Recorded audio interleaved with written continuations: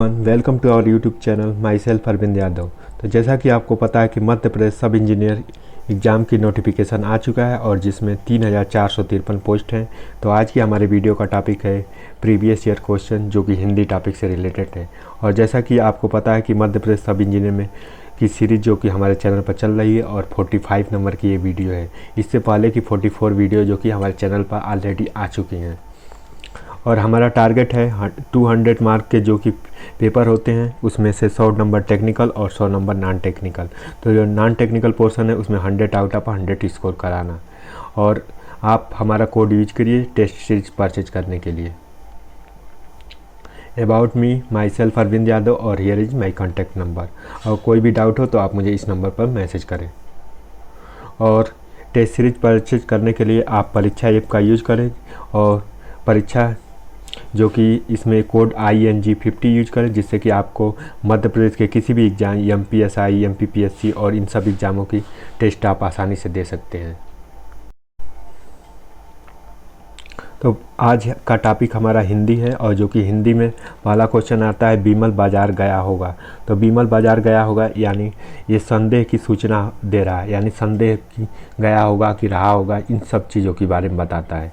तो मतलब ये संदेह सूचक वाक्य है। इसके अलावा संकेत सूचक वाक्य क्या होता है? जो किसी बात को इंडिकेट करता है, जैसे कि वह जाता है या वह रहता है, इस तरह के संदेह की बातों को बताता है तो संदेह सूचक होता है, तो संकेत सूचक होता है। तो हमारा जो बीमल बाजार जाता होगा तो करेक्ट आंसर क्या है?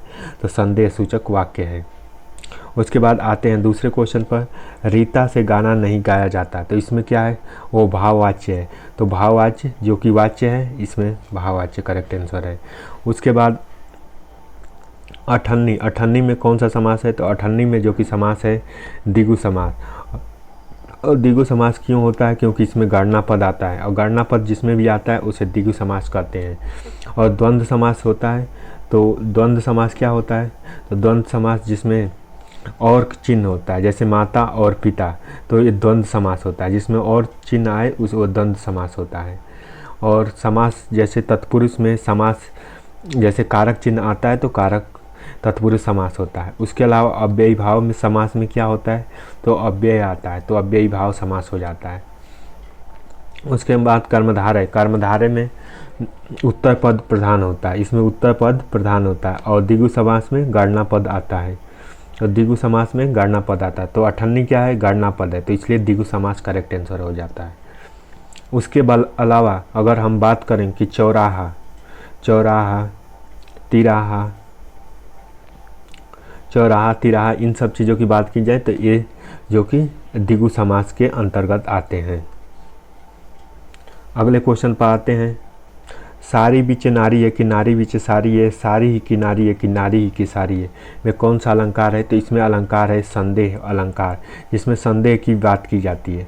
और संदेह जैसे किसी भी चीज़ के बारे में संदेह की भावना प्रकट की जाती है, जैसे कि वो इसमें संदेह प्रकट हो रहा है कि नारी है या साड़ी है। उसी तरह जैसे कि रस्सी रस्सी देख के और सांप की कल्पना की जाए तो उसमें संदेह की है कि सांप है कि रस्सी है, उस तरह की बात की जाती है। उसके अलावा श्लेष अलंकार क्या होता है? तो श्लेष अलंकार जिसमें एक ही वर्ड के अलग अलग कॉन्टेक्स्ट में उसका मतलब अलग अलग होता है, जैसे कि सुबरन खोजत फिरे कभी व्यभिचारी चोर। तो सुबरन जो वर्ड होता है इसके लिए अलग अलग कॉन्टेक्स्ट में अलग अलग होता है। जैसे कि सुबरन खोजत फिरे कवि, कवि के लिए क्या हो सकता है? तो कवि के लिए सुंदर शब्द हो सकता है, सुंदर शब्द। उसके बाद व्यभिचारी के लिए सुंदर स्त्री हो सकता है। उसके बाद चोर के लिए सामान हो सकता है। तो कवि सुबरन वर्ड के 3 मतलब हो जाए, सुंदर शब्द, स्त्री और सामान। तो सुबरन खोजत फिरे कवि व्यभिचारी चोर, तो यहाँ पर श्लेष अलंकार की इस तरह आ जाता है। उसके बाद अतिशयोक्ति अलंकार क्या होता है? किसी भी बात को बढ़ा चढ़ा के उसका वर्णन करना, तो अतिशयोक्ति अलंकार में आ जाता है। उसके बाद आते हैं मतैक में। तो मतैक में कौन सा अलंकार संधि होती है? तो मतैक में वृद्धि संधि होती है। और वृद्धि संधि मतैक में कौन सी संधि होती है? तो वृद्धि संधि होती है। और वृद्धि संधि में क्या होता है? जैसे ओ या आ के बाद ए या ए आए तो इसमें ओ हो जाता है। ओ हो जाता है। जैसे ओ या आ के बाद ए आए तो ए हो जाता है। जैसे ओ या ए के बाद आए तो ए हो जाता है। तो इस तरह से दीर्घ हो जाता है। तो यहाँ पर वृद्धि संधि हो जाती है। उसके बाद मतैक, उसके बाद एक के बाद एक आए तो क्या होता है, एक के बाद एक आए तो एकैक हो जाता है, जो कि वृद्धि संधि का उदाहरण है। उसके बाद महा के बाद अगर अवधि आए तो महाअवधि हो जाता है। इस तरह से अगर आए तो वृद्धि संधि हो जाती है। उसके बाद विसर्ग संधि की बात करें तो जिसमें विसर्ग लगा होता है, जैसे मन, जन, जैसे, तो इस तरह की संधि को विसर्ग संधि कहते हैं। और व्यंजन, जिसमें व्यंजन की बात की जाती है, तो इस क्वेश्चन का करेक्ट आंसर है वृद्धि संधि। उसके बाद इक प्रत्यय संबंधित है। तो इक प्रत्यय किससे संबंधित है, तो इक प्रत्यय जो संबंधित है वो सामाजिक से, या जैसे कि सामाजिक चीज़ों की, सामाजिक, राजनीतिक, इन सब चीज़ों के बारे में बात की, सामाजिक, राजनैतिक, तो इसमें इक प्रत्यय आता है लास्ट में। और प्रत्यय क्या होता है, प्रत्यय जो किसी शब्द के लास्ट में लगता है। तो जैसे वर्ड है, वर्ड के लास्ट में अगर लगता है तो उसे प्रत्यय कहते हैं, और वही वर्ड के पहले लगे तो उसे कहते हैं उपसर्ग, और जो वर्ड के लास्ट में लगे तो उसे कहते हैं प्रत्यय। जैसे शब्द है और शब्द के अगर लास्ट में लगे तो जो चीज़ लगता है उसे प्रत्यय कहते हैं, और जो आगे लगता है उसे उपसर्ग कहते हैं। और जैसे इकहारा, दुकहारा, तो आहरा प्रत्यय लगा तो ये जो कि प्रत्यय है। तो हमारा करेक्ट आंसर है इसमें सामाजिक, सामाजिक में इक प्रत्यय लगा है। उसके बाद का वर्षा जब कृषि सुखाने, कहावत, का वर्षा जब कृषि सुखाने, कहावत का अर्थ क्या है, यानी समय बीतने पर सहायता व्यर्थ होती है। जैसे सपोज कीजिए कि किसी को मेडिकल ट्रीटमेंट की रिक्वायरमेंट है और उसको समय पर डॉक्टर फैसिलिटी अवेलेबल नहीं हो पाती है और उसकी डेथ हो जाती है, तो वो उस समय कहा जा सकता है का वर्षा जब कृषि सुखाने, मतलब समय पर हेल्प न मिल पाना ही उसके लिए प्रॉब्लम क्रिएट कर सकता है। तो समय बीतने पर सहायता व्यर्थ होती है। उसके बाद जल का पर्यायवाची क्या होता है, तो जल का पर्यायवाची होता है नीर। और नीर के अलावा और जल का क्या पर्यायवाची हो सकते हैं, तो नीर के अलावा पानी हो सकता है, जैसे पानी। उसके बाद नीर, उसके बाद नीर जो कि एक ऑप्शन में ही है। उसके अलावा सलील पर्यायवाची हो सकता है पानी का, सलील। उसके बाद अमृत, उसके बाद तोय, उसके बाद उदय, उसके बाद वारी, वारी, ये सब पानी के पर्यायवाची होते हैं। तो पानी के यानी नीर के पर्यायवाची आदि आते हैं। जिसे अक्षर का ज्ञान ना हो उसे क्या कहते हैं, तो उसे कहते हैं निरक्षर, यानी जिसे अक्षर का ज्ञान ना हो उसे निरक्षर कहते हैं। और जिसे अक्षर का ज्ञान हो उसे क्या कहते हैं, तो साक्षर कहते हैं। जो ईश्वर में विश्वास रखता है उसे क्या कहते हैं, तो आस्तिक कहते हैं। जो ईश्वर में विश्वास न रखता है उसे क्या कहते हैं, तो नास्तिक कहते हैं। जिसने इंद्रियों को विजय प्राप्त कर ली है उसे क्या कहते हैं, जितेंद्रिय। जिसका आकार निश्चित न हो उसे क्या कहते हैं, निराकार। जो डरता न हो उसे क्या कहते हैं, निर्भीक। जिसका आकार न हो, डिसाइड न हो, उसे क्या कहते हैं, निराकार। तो जिसको अक्षर का ज्ञान न हो उसे क्या कहते हैं, तो उसे कहते हैं निरक्षर। निरक्षर मतलब इलिटरेट। उसके बाद आते हैं अपने 10th नंबर के क्वेश्चन पर, और सूत तत्सम है। सूत तत्सम किसका है, तो सूत का तत्सम क्या होता है, सूत का तत्सम होता है सूत्र, यानी जो कि सूत्र होता है ये सूत का तत्सम शब्द होता है। उसके बाद लौटकर आने वाला, तो लौटकर आने वाले को कहते हैं प्रत्यागत। लौटकर आने वाले को हम कहते हैं प्रत्यागत। तो इसका करेक्ट आंसर होता है प्रत्यागत। उसके बाद आधार का विलोम क्या होता है, तो आधार का विलोम होता है निराधार।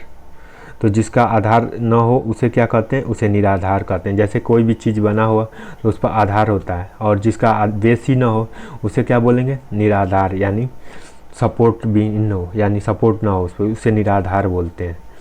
उसके बाद 30 नंबर के क्वेश्चन पर आते हैं। इनमें से कौन सी अल्प प्राण हैं, तो अल्प प्राण किसे कहते हैं, जो जैसे ट ठ द ये नहीं होता, खा खे की इसमें, उसके अलावा च छ ट ठ ड, तो इन्हें अल्प प्राण कहते हैं। और कितने तरह के, उसके अलावा अल्प प्राण, उसके बाद दूसरा क्या होता है, तो महाप्राण।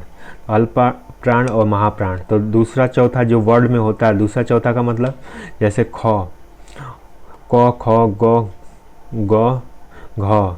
तो जैसे इसमें अगर हम क, ख और ग की बात करें तो ये महाप्राण और बाकी जो बचे वो अल्पप्राण होते हैं। तो यानी जो जैसे क वर्ण में क, ख, ग, घ, अंग, जैसे 5 वर्ण हैं तो इसमें दूसरा चौथा यानी दूसरा और चौथा जो कि क्या होते हैं, महाप्राण।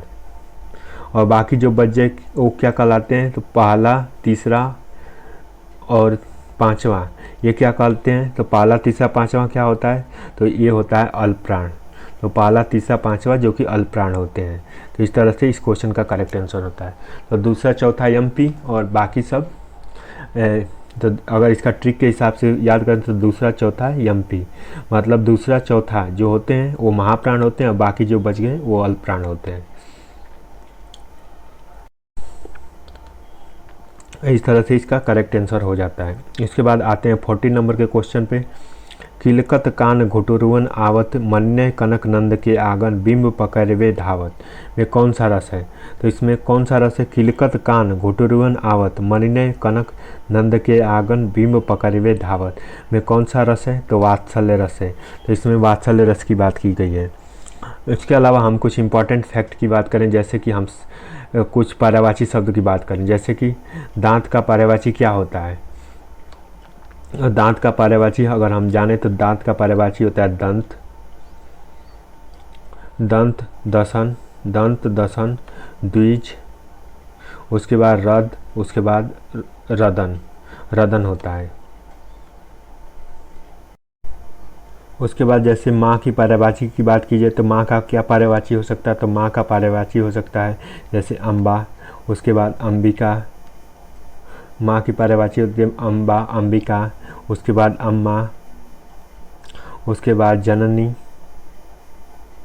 उसके बाद धात्री और प्रसु।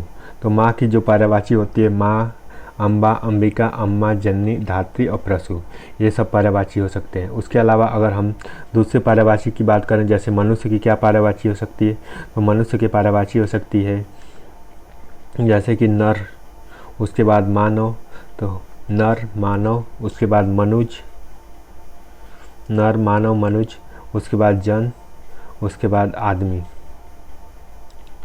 आदमी ये पर्यायवाची, नर, मानव, मनु, जनु और आदमी। उसके बाद अगर हम दूसरे चीज़ की बात करें, जैसे कि बाल की पर्यायवाची क्या हो सकती है, तो बाल की पर्यायवाची जैसे हम जानते हैं कि कच्छ होता है, उसके बाद केस होता है, कच्छ, केस, उसके बाद चिकूर, चिकूर, उसके बाद चूल होता है। तो इस तरह से बाल की पर्यायवाची हो गई। उसके बाद अगर हम बात करें जैसे काक की, तो काक की पर्यायवाची क्या हो सकती है, तो काक की पर्यायवाची होती है जैसे कौवा, तो काक की पर्यायवाची होगी कौवा,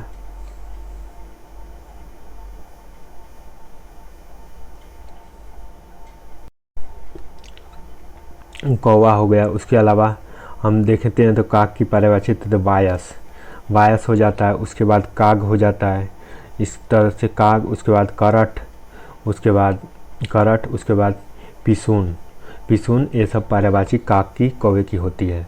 तो इस तरह से अलग अलग हम पर्यायवाची बताते रहेंगे।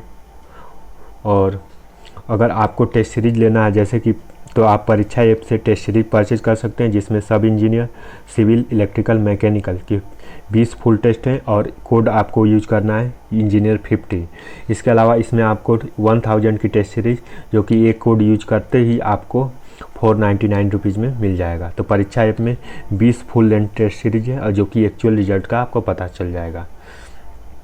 So thank you so much for watching this video, or don't forget to use this code ING50 and in the Pariksha app. So again, so thank you so much for watching this video.